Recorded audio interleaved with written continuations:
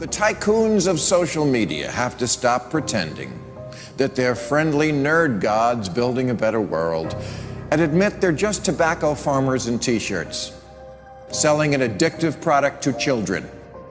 Because let's face it, checking your likes is the new smoking. Philip Morris just wanted your lungs. The App Store wants your soul.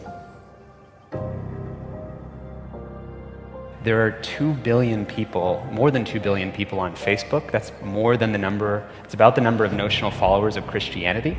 People check their phones 150 times a day, the millennial sort of audience.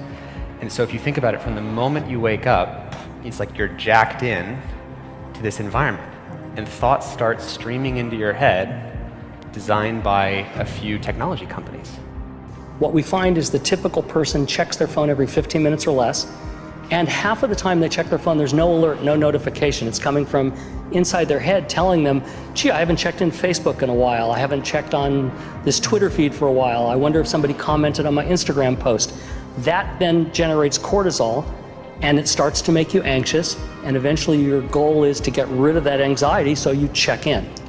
And apparently we feel stressed when we can't get our phone or when our battery is about to die. You probably know this feeling.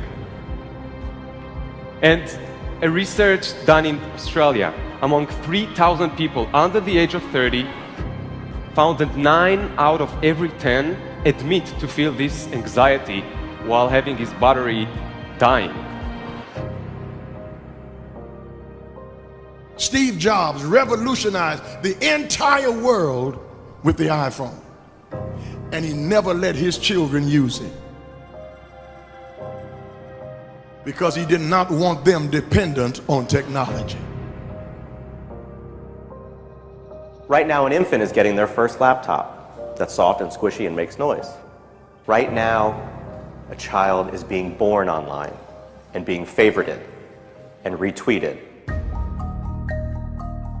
The hypergenerational segregation of our time is bizarre, unhealthy, and historically unprecedented. You've never seen the like of people sitting at a table in a restaurant not talking to each other because they're texting and using their Facebook and Instagram and Twitter, and they are at the table and don't even know each other. In the house and can't even talk to each other.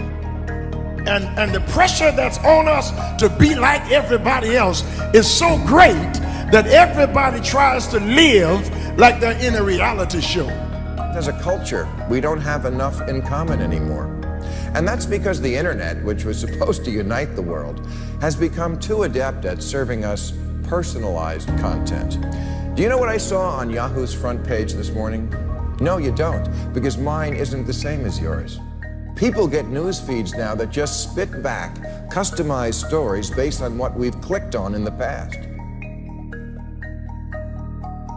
We are great consumers, but poor producers. We will buy what we can't afford with money that we don't have to impress people we don't even know, trying to be like everybody else. Get off of Facebook and put your face in a book.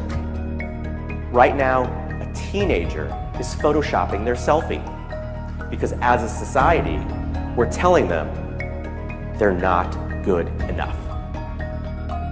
Right now, influencers encourage narcissism without knowing the breadth and depth of their impact on their audiences.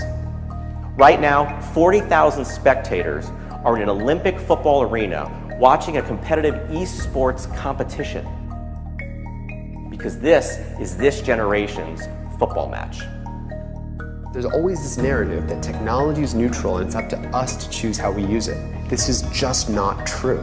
Technology is not neutral. It's not neutral. They want you to use it in particular ways and for long periods of time because that's how they make their money. You don't realize it, but you are being programmed. It was unintentional, but now you got to decide how much you're willing to give up, how much of your intellectual independence. If you feed the beast, that beast will destroy you. If you push back on it, we have a chance to control it and rein it in. And it is a point in time where people need to hard break from some of these tools and the things that you rely on. The short-term dopamine-driven feedback loops that we have created are destroying how society works. No civil discourse, no cooperation, misinformation, mistruth. And it's not an American problem. This is not about Russian ads. This is a global problem.